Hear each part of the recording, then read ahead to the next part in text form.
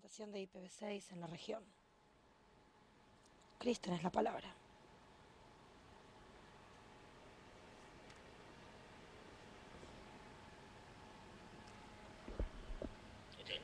Bien.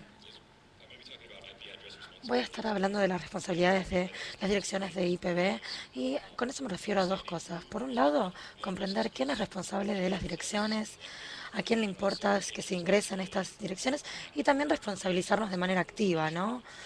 Responsabilizarnos de que las cosas estén lo suficientemente actualizadas. Algunos ejemplos de lo que hicimos recientemente en la región de Arin. Arin 2010/14 es una propuesta que se implementó el mes pasado, pero que se introdujo en febrero de 2010. Un tema principal era que todas las asignaciones de IPv6 estuvieran registradas dentro de JUIS. Y también ver qué información hay que incluir con ese registro. El nombre jurídico, la dirección. Y también se va a necesitar una dirección de email y un número de teléfono. También se eliminan todas las necesidades de que una ASP tenga que registrarse, ¿no? Las personas están registradas en JUIS, también puede ser una empresa o diferentes entidades que son responsables de estas direcciones. También permite que Arin pueda hacer revisiones de recursos según se apliquen o se cumplan estos requisitos. Acá tienen la política tienen la política proyectada por si quieren ver algún ejemplo de cuáles son los requisitos de JUIS. También se está discutiendo otra política de manera activa en la región de Arin, que es la 2011-7. Esto lo lleva un paso más allá y cumple dos cosas más. Se trata de incluir el registro del cliente o los datos del cliente para que JUIS pueda hacer una revisión de los recursos para ver si se están utilizando de manera correcta y también revocar los servicios de RDNS en caso de que no se esté cumpliendo con los datos requeridos por JUIS. Estas son dos políticas, pero creo que sus conceptos son bastante globales, son bastante generales, y lo importante es que la parte responsable de cualquier dirección de IP aparezca en una lista de JUIS, porque JUIS debe ser confiable y debe tener información de contacto válido, como por ejemplo nombres, direcciones, dirección de email, teléfono, etcétera. Hacemos esto porque cuando se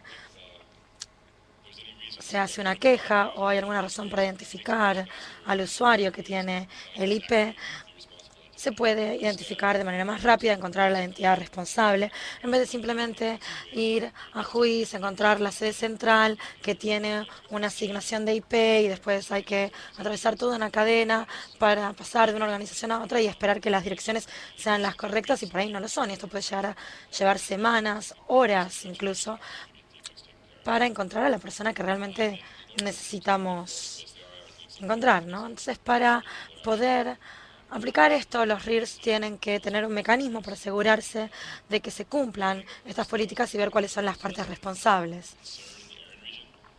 Hay otra preocupación dentro de la zona de Arin porque hay algunos países que están involucrados en esto y en otras regiones hay aún más países que entran en juego, entonces todo eso hay que tenerlo en cuenta. La razón por la cual quería hablar de esto es para poder darles estos dos ejemplos de lo que estamos implementando con Arin y que aunque la base de datos de JUIS se administra a través de los RIRs, realmente es un recurso global y nos ayuda a todos a asegurarnos de que los datos de JUIS son bastante precisos y son utilizables. Eso es todo lo que tengo para decirles, a menos que haya alguna pregunta. Muchas gracias.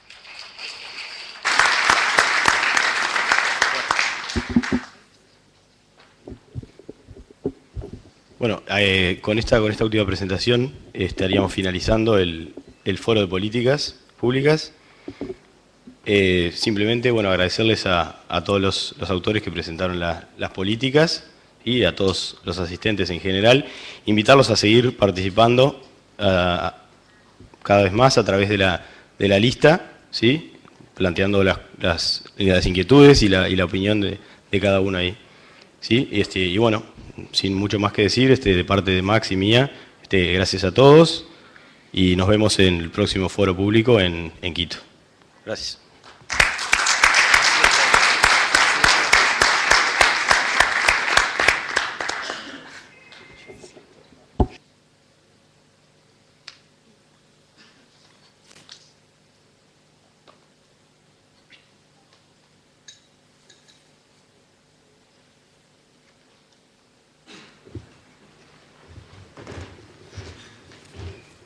Invitamos a pasar a George Michelson de AppNIC, que nos va a hacer una presentación acerca del despliegue de IPv6 a nivel global.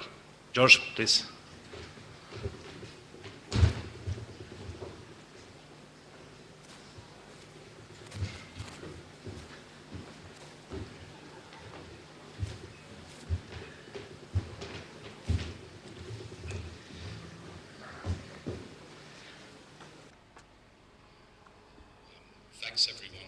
Muchas gracias a todos por haberme dado la posibilidad de hacer una exposición acá. Y también quiero agradecerles a los intérpretes que estuvieron haciendo un trabajo maravilloso, una tarea maravillosa. Realmente agradezco mucho poder seguir la conversación gracias a los traductores y muchas gracias a los organizadores. La reunión fue realmente excelente. Fue una reunión del ACNIC en Montevideo hará 5 o 6 años y realmente es muy bueno ver que tenemos una comunidad cada vez más grande de gente. Me gustaría hablar hoy acerca de algunas actividades de medición que provienen de hecho de las actividades que Jeff mencionó ayer. Estamos haciendo recabación de datos utilizando imágenes de una a una en lo que es el script Flash del que habló Jeff ayer. Esta exposición, esta presentación, se la conoce como el concurso de belleza. Yo no creo que esto ofenda a las mujeres, ¿no? Con esto de concurso de belleza, pero bueno.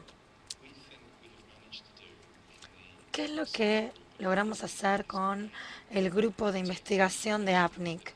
Es tener una técnica de medición que realmente sea sencilla y eficaz.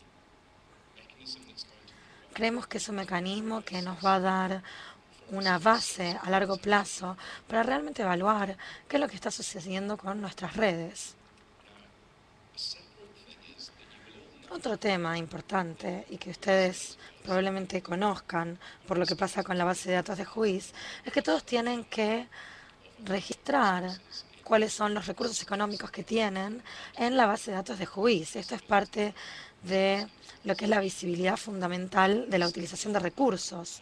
Pero recientemente vimos que hay estudiantes que evaluaron la precisión de la información que teníamos en relación a los recursos de lo que es la ubicación geográfica y realmente vimos resultados muy positivos y los datos de los RIRs están más o menos en un 90% de lo que es la disposición económica bruta de un recurso. Entonces, obviamente, si ustedes son proveedores, tienen que incluir contenido dentro de América porque hacen ingeniería de tráfico, entonces van a utilizar sus propias direcciones y sus direcciones tal vez no ingresen en lo que es sus recursos económicos. El problema es su base de recursos en esta región, pero también a nivel mundial y que de hecho realmente están dentro de la economía que se registra de manera pública en bruto cuando se administra el recurso. Y esto realmente es muy interesante porque si estamos recabando datos acerca de los tráficos o de las capacidades dentro de los protocolos y podemos realmente hacer un mapeo de lo que es la dirección específica a lo que hace una economía más generalizada, vamos a poder hablar de lo que son aspectos económicos, sociales y otros temas interesantes de lo que es la red. Entonces realmente terminamos teniendo datos muy útiles. Durante estas últimas 50 semanas o casi un año, estuvimos tomando los datos de estas imágenes que vieron a partir de la presentación de Jeff, que tenemos un rendimiento de lo que es el tunneling y el efecto que esto tiene en el consumidor. Y Jeff nos pudo mostrar con sus datos lo mal que se pueden poner las cosas cuando utilizamos técnicas ad hoc. Pero si vemos el volumen de las mediciones, vemos que ya casi estamos llegando a las 300.000 o 400.000 mediciones por día. Y pudimos también ver lo que es un número significativo de las economías registradas de los países, de las regiones, de las áreas, y llegamos a más o menos unas 200 economías de las 149 que están incluidas en la lista, ¿no? En relación a las preguntas que creemos que nos otorgan datos válidos.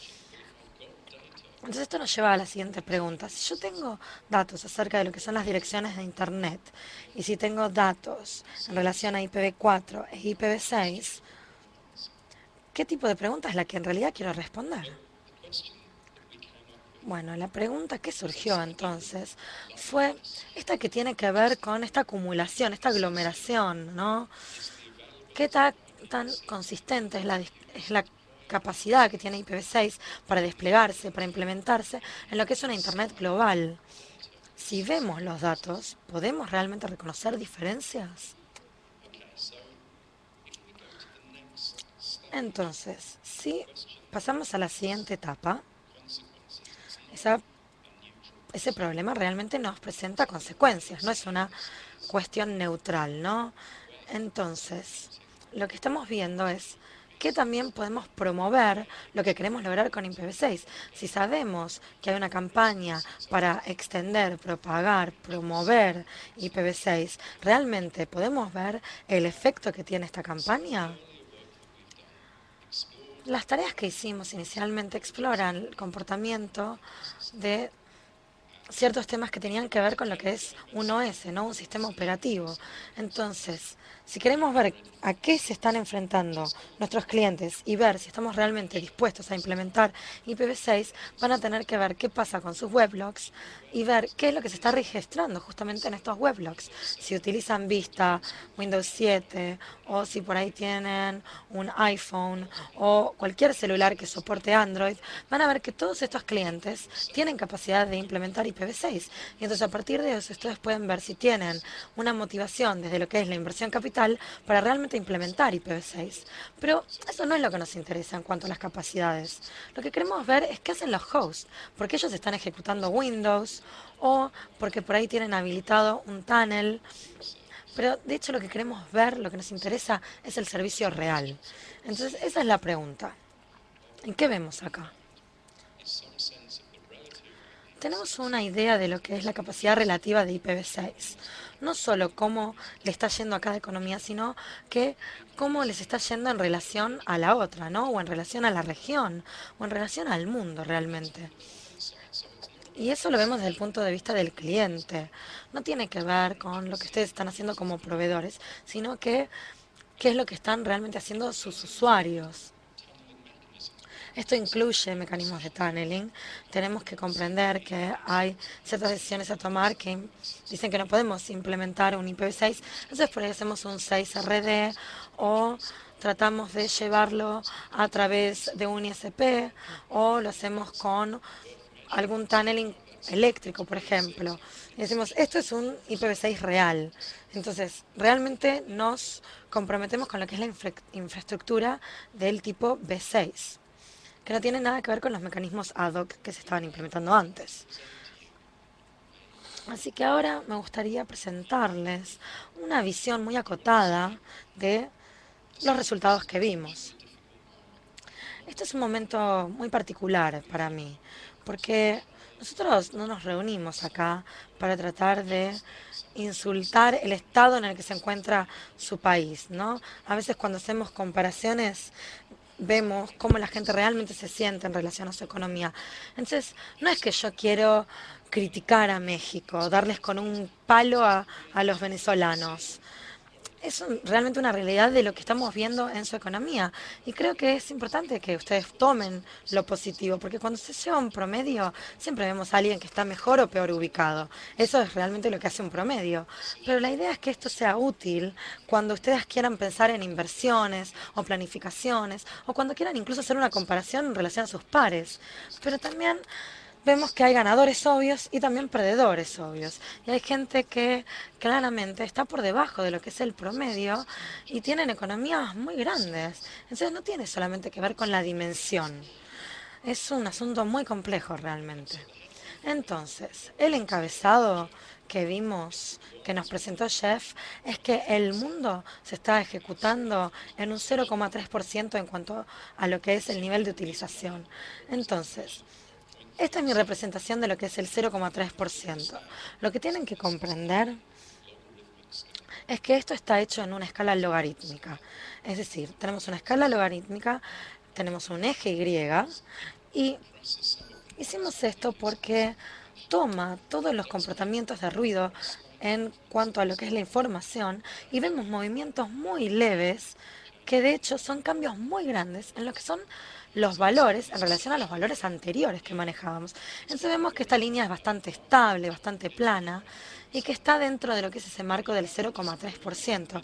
Verán que en el medio tenemos una línea azul y esa es la fecha en la que se llevó a cabo el Día Mundial de IPv6. Y ven que como que no me deja muy contento el resultado que nos da esta línea, pero vemos que este pico tal vez muestra que el Día Mundial de IPv6 de hecho tuvo su efecto. Y vemos que cuando estamos tan cerca al punto que queremos llegar, queremos creer que eso es una señal de que realmente vimos un cambio en el comportamiento.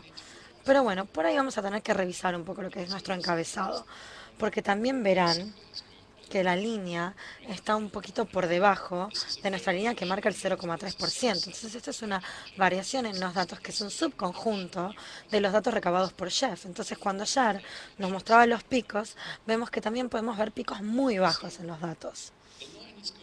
Entonces, la línea funciona.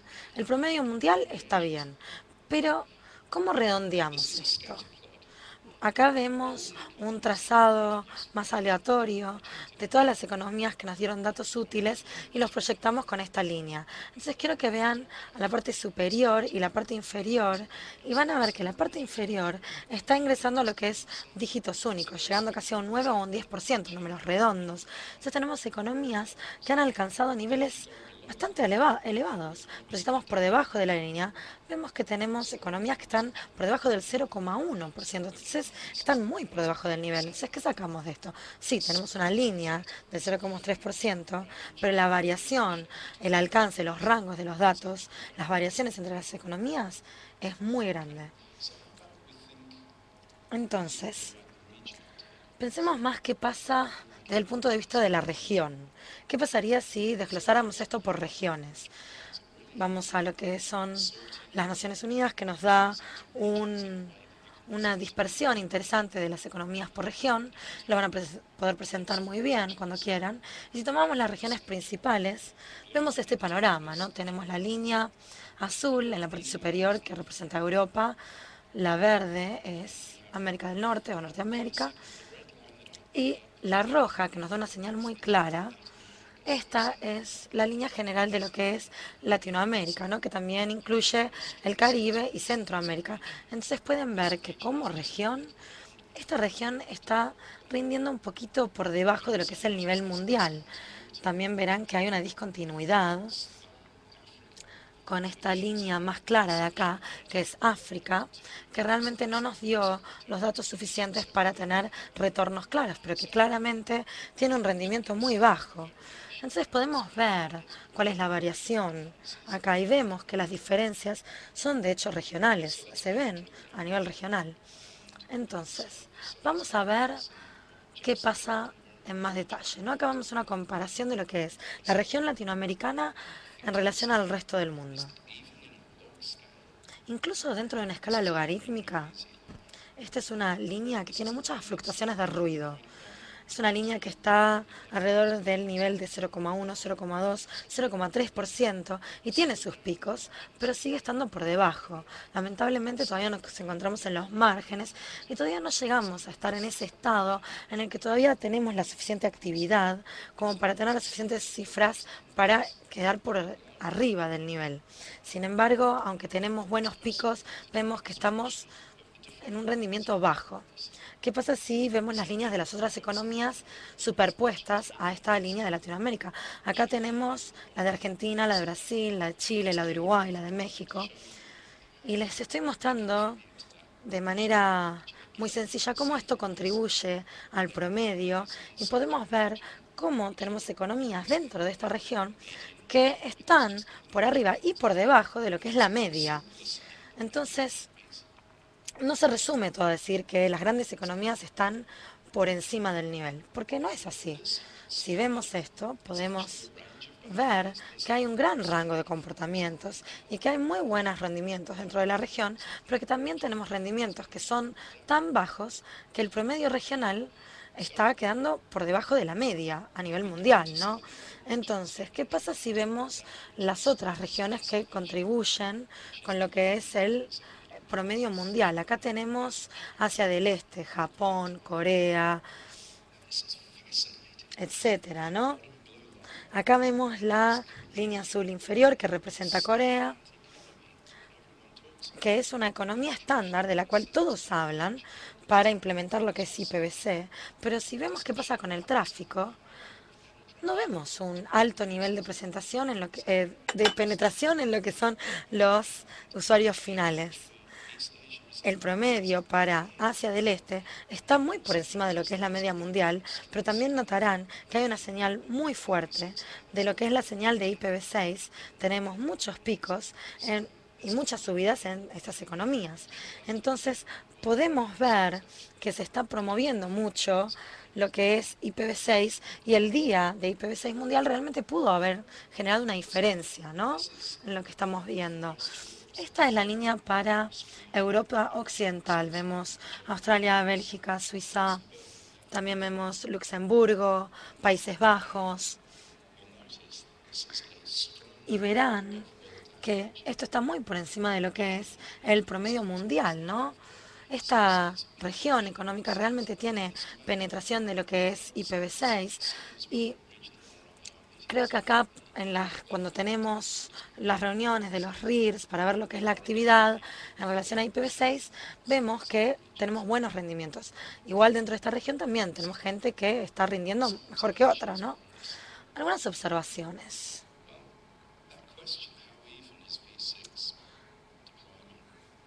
¿Cómo implementábamos IPv6 con este nivel económico? ¿Se puede hacer al mismo nivel?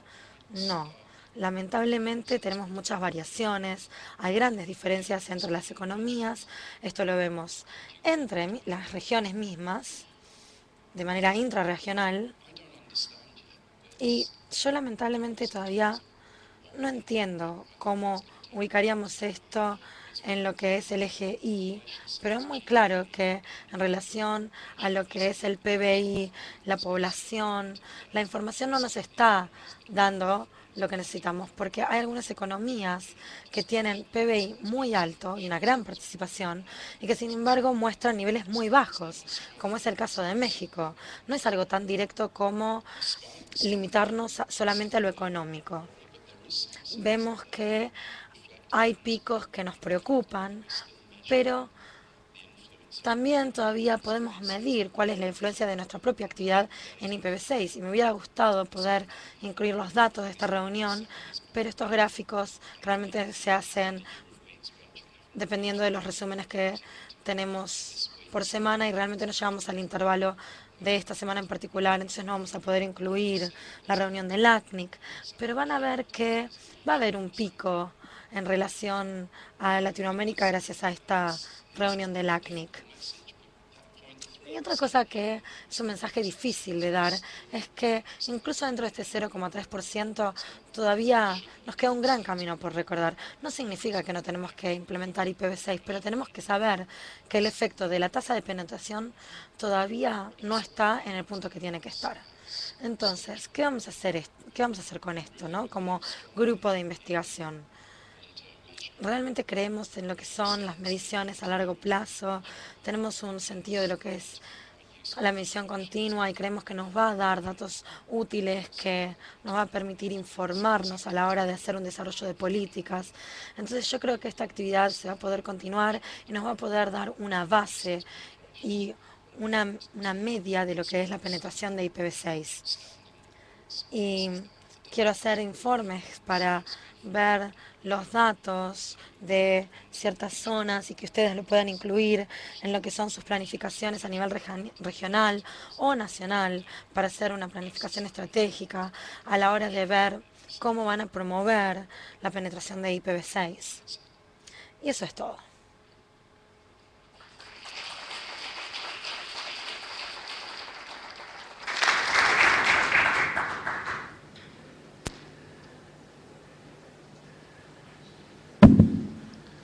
Thank you, George. Creo que tenemos algún minuto para preguntas. Yo en particular tengo una. I have a question. I would like to know if the information... Me gustaría saber si la información que estás recabando va a estar disponible para los investigadores en caso de que quieran procesar esta información. Sí, creo que sí. Estamos muy al tanto de que los usuarios finales de direcciones de IP no tienen que estar ubicados de manera dispersa, sino que tiene que haber un proceso. Y si a vos realmente te interesa ver el análisis de los datos, eso va a estar disponible. Los informes dijeron que los niveles están mostrando un rendimiento muy alto entre lo que son los investigadores y la gente. En relación a eso, con la aplicación que yo tengo en mente, los prefijos funcionarían bien, ¿no? No necesitamos tener los 128 bits. Simplemente con el prefijo al nivel de la ICP está bien, ¿no? De hecho, desarrollamos un conjunto de herramientas que podrían utilizarse con lo que es el AES original y hacer una tabulación de esto en relación